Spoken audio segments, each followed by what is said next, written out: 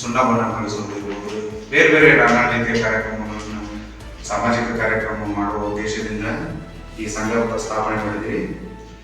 ನಮ್ಮ ಕೊಪ್ಪಳದ ಗವಿಸಿದ್ದೇಶ್ವರ ಗುರುಗಳು ಕರೆಸುವ ಉದ್ದೇಶ, ಅವರು ಅನ್ನದಾಸೋಹ ಜೊತೆಗೆ ವಿದ್ಯಾದಾಸೋಹ ಈಗ ಪ್ರಾರಂಭ ಮಾಡಿದ್ರಿಂದ ಪ್ರೇರಣೆ ಆಗಲಿ, ಯುವಕರಿಗೆ ಮುಂದಿನ ಜನಕ್ಕೂ ಓದುವ ಹವ್ಯಾಸ ಹೆಚ್ಚಿಸಿಕೊಳ್ಳಲಿ, ನಮ್ಮ ಸ್ವಚ್ಛತೆ ಕಡೆ ಗಮನ ಕೊಡಲಿ ಅನ್ನೋ ಉದ್ದೇಶದಿಂದ ಗವಿಸಿದ್ದೇಶ್ವರ ಗುರುಗಳನ್ನು ಕರೆಸ್ತಾ ಇದ್ವಿ. ಆದ ಕಾರಣ ತಾವೆಲ್ಲ ತಮ್ಮ ಸಹಕಾರ ಬಹಳ ಮುಖ್ಯ.